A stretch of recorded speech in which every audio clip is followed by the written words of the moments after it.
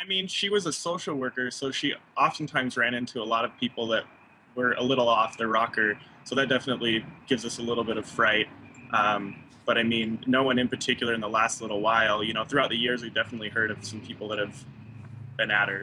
Hey you, and welcome. My name is Mike, and in this whole video, we're gonna look into the case of Kayelyn Louder. But we'll probably do this quieter. Kayelyn Louder disappeared on September 27th, 2014 in Murray, Utah. And before she disappeared, she made a series of startling 911 calls, and there is also some unsettling footage. It's definitely one of those cases with many theories, which we'll dig into. Alright, so let's stop kicking the tires. This is the case of what happened to Kayelyn Louder.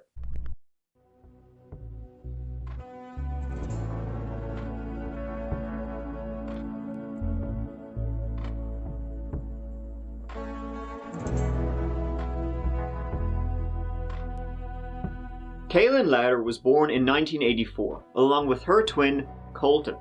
In 2006, she graduated with a degree in social work from Utah State University. 3 years later, her twin Colton shot and killed their uncle.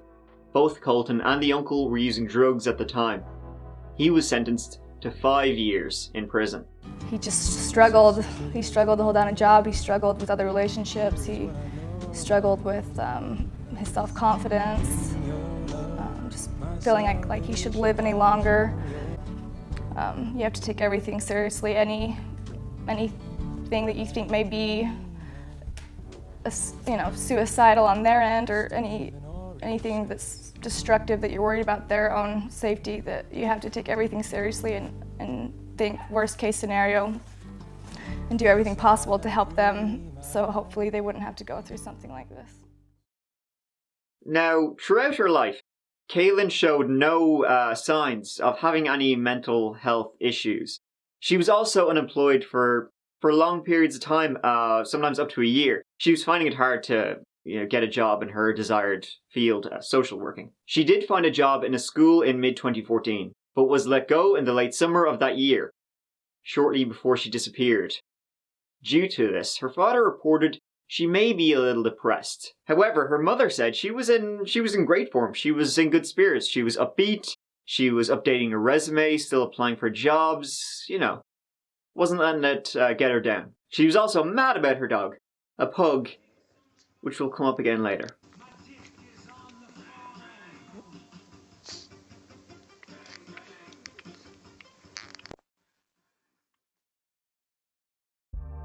So let's get into what happened around the time of her disappearance. On September 26th, 2014, shortly after 9 p.m, Kayelyn made a 911 call. During the call, she insisted that there was a fight going on in her condo's clubhouse. The dispatcher asked if weapons were involved, to which she responded, guns. However, when the police arrived, they just found a wedding reception in the clubhouse with no signs of any weapons or fighting. All the guests also confirmed there was nothing going on. However, one did confirm that he had lit a firecracker, which Kayelyn could have easily mistaken for a gunshot. Now, an hour later, that same very night, Kayelyn called 911 again, but hung up before the call was answered, which is weird. The police then called her back, and during the call, Kayelyn sounded confused and as though she was having trouble remembering her own address. Throughout the call, she is mumbling and difficult to understand. However, she does mention that her roommate thinks she's delusional and paranoid. At 8:18 a.m. the following day, which is September 27th, Kayelyn made another and her final 911 call. When I have an intruder at my house. Repeat the address for verification. They're stealing from my house. Okay, say your address one more time. I'm having a hard time hearing you. Get the out of my house. Okay, do you know who this person is? No, I don't. I just know that there's an intruder in my house. You don't know who they are? No, I don't. I'm not going to look from where I'm at because I'm worried about my safety. Please hurry. Are you at the location now? Yes, I am. Were weapons involved or mentioned? They're not talking or responding. I'm just telling them to leave. so I can hear them taking things. So you haven't seen them, you can just hear them? Yes, correct. Are you or anyone else in immediate danger? I believe so. Okay, are you able to get yourself to safety? I just want to answer that while he's here. I'm sorry, what? No.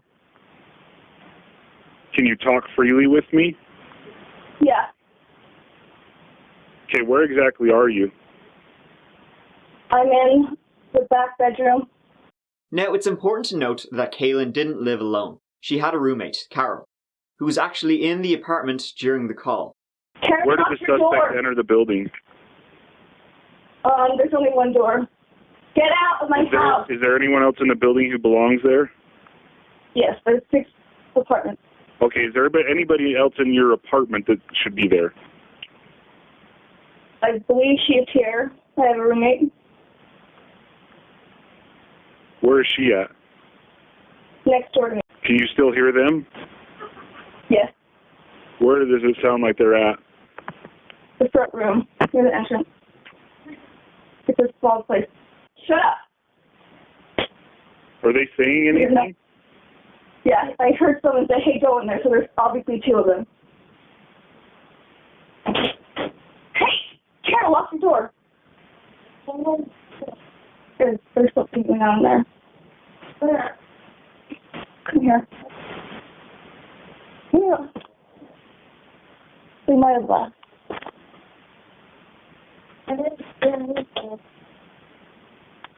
Okay, what's going on now? They've left now? Yeah, so I'm just going to look and see if anything's been taken. Someone opened the door, and I heard them come in. Don't do that, Carol. The door's still locked. It's impossible. They must have a key or something. Because when I took the dog out, I heard people talking. And there was people last night, like, sitting outside the window. And so they, like, were scoping us out or something. Why is the door still locked? Well, I can't explain that, but I heard, like, 2 people talking. During this call, Kayelyn is extremely distressed while her roommate insists no one can be in the house as the bolt on the door is still locked. Now, it kind of sounds like you can hear her shouting at someone in the background, and she's pretty scared by the sounds of things. She tells her roommate Carol to lock the door. Her roommate then tells her the front door, the only entrance, has been locked all morning, to which Kayelyn responds they must have had a key. Carol just seems confused by the entire situation, and it seems likely there was no one breaking into their apartment. When the police arrive, they find no signs of a break-in or a robbery, and Carol is like, oh, I don't know what she was on about. Now, during the call, Kayelyn locked herself in a room, so maybe the noises she heard were from Carol, but it definitely seems like Kayelyn was pretty paranoid at this point.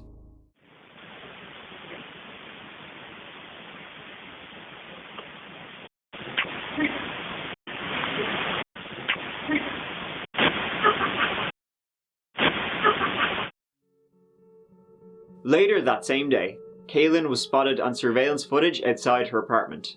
The first was about 3:30 that afternoon. She walks back to a creek behind her apartment. She's also barefoot, and you can see in the footage it's raining, but it seems like she didn't give a shit. Then, she's seen running back from the creek to her apartment, as if she just realized it's raining. But who knows? Maybe she saw or heard something down there, but, well, let's not go down that line. It's one of those situations that's quite frustrating, as you'd think the footage would help clear this up, but no. It actually makes it harder to determine what happened, because there's this big old pile of shit in the way blocking our view. The next video we see is of her, again emerging from the creek area, this time carrying her beloved dog. Now, some have claimed in this footage she's talking to herself quite animatedly, that she was, I don't know, having some kind of psychotic break or something, but it honestly seems like she's just talking to the dog. We know she loved that dog very much, she took videos of it. But, weirdly enough, the police assumed she was talking to herself, but it seems pretty clearly she's talking to the dog. Unless the dog was talking back. The next video then shows her again back there. This time a car has pulled up.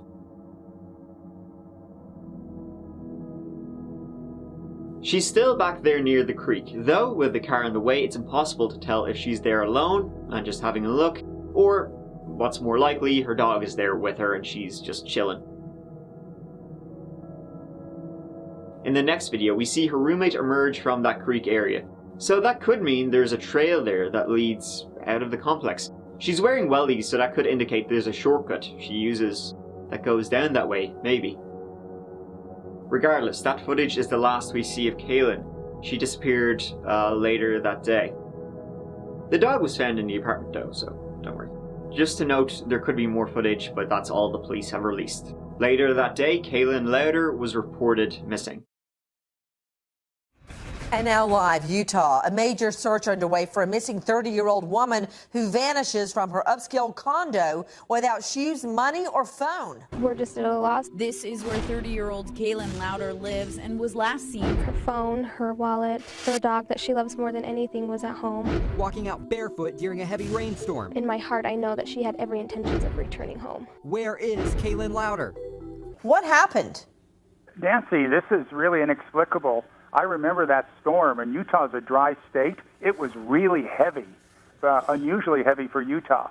And for her to go out like she did, she obviously was meeting somebody with a car to pick something up or talk to him or something like that. So this is very suspicious. It looks like she's been abducted, Nancy. Right now, that's about all we know. She's left some of her personal items that she would normally take with her at home and left her condo and hasn't been seen since then. Officers and investigators have been searching the area, and we've certainly sent out a lot of information through social media in attempts to locate her. She never left her dog Phyllis for longer than an hour. She'd always bring them to special events. I know she had her dog Phyllis at my wedding. I would just tell her that I love her and that we all miss her back here at home. If she could in some way maybe let somebody know that she is okay, or those who have maybe abducted her that would be very helpful to everyone that loves her. Her family went into overdrive trying to find her, and shortly after, the police released the surveillance footage. They said from the start that she seemed to be either mentally ill or on drugs, and that she would be found wandering eventually, which is just stellar police work. It's very frustrating. We just have no evidence of anything. She did call 911. Cops did come out and they checked the area and said everything was fine. But then again, it was way early in the morning, and maybe if somebody saw the cops come, they ran or hid or something. I don't know. Investigators say your sister left her condo in the pouring rain, no shoes, just shorts and a T-shirt. Now, the only thing I could think of, and I'll go to Riley Welsh, a close friend of the missing young woman. Okay, either she got a call from somebody that said, come on out, I'm going to pick you up, I got a gift for you, or something like that. Or she may have gone to the condo clubhouse. It's a very nice condo. But I understand the last call that she made was at 11 a.m., and she disappeared at around 6:57 p.m. in the evening. So what are your theories, Riley? Do you think she was abducted by a stranger, somebody that she knows? What? I mean, we have 100 different scenarios running through our head just because we're left with such a lack of evidence, you know. We're really hoping that someone out there will see her. We really are still hopeful that she's alive. And we've thought that maybe she's running outside to meet somebody. In the video, though, the surveillance video, you can see her looking back, almost like someone was chasing her, but we can't be for sure. And that just is really scary, especially with that 911 call earlier in the morning. But no sign of her was found until almost 10 weeks later. Kayelyn's body was discovered by a team investigating a blocked pipe in the Jordan River about 5 miles from her apartment. How she died and how long her body was there remain unknown. Also, no water was found in her lungs. There were no cuts or bruises on her body either, but some have claimed decomposition could have covered that. An autopsy came back inconclusive. She had been in the water for a while, which makes things difficult to determine. But they said there were no drugs in her system and no foul play was involved. However, her family believe otherwise. As well, the fact that no water was found in her lungs, kind of similar to the Lauren A.G. case, It could have been a case of dry drowning, when you essentially your throat closes up when you're in the water to prevent you from getting water into your lungs and then you drowning, but you also then just suffocate because you can't breathe. Kayelyn Louder's family continued to believe something nefarious happened to her.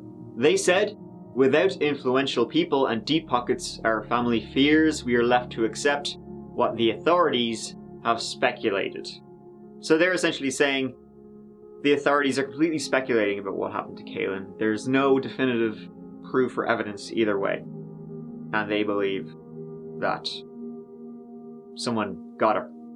The main theory is that she died, fell in, somehow ended up in the water, either near the creek behind her apartment or somewhere else, and drowned and then was washed away. Now, the creek behind her apartment, it does connect to the Jordan River, where her body was found, but it's usually quite shallow. Raised water levels caused by the rain could have changed this. It was raining kind of heavily in the videos, and that would have allowed her body to travel. But it must have raised quite a bit, and the rain in the footage, it seems kind of heavy, but the creek would have had to have raised to such an amount that who knows if it adds up. However, just because it wasn't raining heavily in the footage doesn't mean it wasn't raining before the footage. And you can see in these pictures the river looks pretty swollen. But again, it seems strange in certain sections. Here's a Google map, and you can see how the river flows. There are a lot of twists and turns, and it gets really small at some points. I mean, nothing is impossible, but it seems unlikely her body could have gotten from point A to point B without getting caught on something or tangled in the bush on either side. I mean, she could have fallen in elsewhere, but where else could she have fallen in? The river never really straightens out. Her family, that's what they think anyway. They don't think her body could have been carried that far. And in fact, they hired private detectives to continue to investigate what happened to Kayelyn. They don't think at all this was an accident. They say she had no history of mental illness, but that doesn't mean you can't develop it. And sometimes quite suddenly. She could have been depressed, she was finding it hard to get a job, she could have been hiding a mental illness and drugs she was on from her family. And as well, usually when a person develops some kind of mental illness, it's worse when you develop it later in life than it would be if you developed it, when you were a teenager or something like that. There are also reports that shortly before she disappeared, she had applied for a job and gotten not good news back, which could, wouldn't have helped her mental state, we'll say. So in this case, it's one where you can pretty quickly and confidently say it's a case of she had developed quickly some kind of mental health issue, maybe had some kind of psychotic break, walked until she was fatigued enough, somehow slipped, fell into the river and was washed away. But there are a lot of things in this case that don't really add up. For one thing, no one saw her walking around that day. You can see the clothes she was wearing in the footage, that's the same clothes she was found in. And no one reported seeing her that day, and if she had walked from her apartment and ended up in a river, in a place that would have washed her to where she was found, somebody definitely would have seen her. It was raining pretty heavily, she's not heavily dressed, she was barefoot. So if she had ended up in the river somewhere else before where somebody may have seen her, the river wouldn't have washed her there, because as you can see in the pictures, it's not exactly a wide open river. She definitely would have gotten caught on something. It's a human body. At the end of it, it comes down to this case is either really complex or really simple. And we don't know which one it is. What do you think, though? What do you think happened to Kayelyn? Do you believe her family and that somebody got her, she ran into somebody, she met somebody who, that encounter didn't end well for her? Or do you think that she just had some kind of break and it was a tragic accident? The phone call leads to the latter, but there are a lot of things which could point, if you're inclined, to the former. You have to take everything seriously. Anything that you think may be, suicidal on their end, or anything that's destructive, that you're worried about their own safety, that you have to take everything seriously and think worst case scenario and do everything possible to help them, so hopefully they wouldn't have to go through something like this.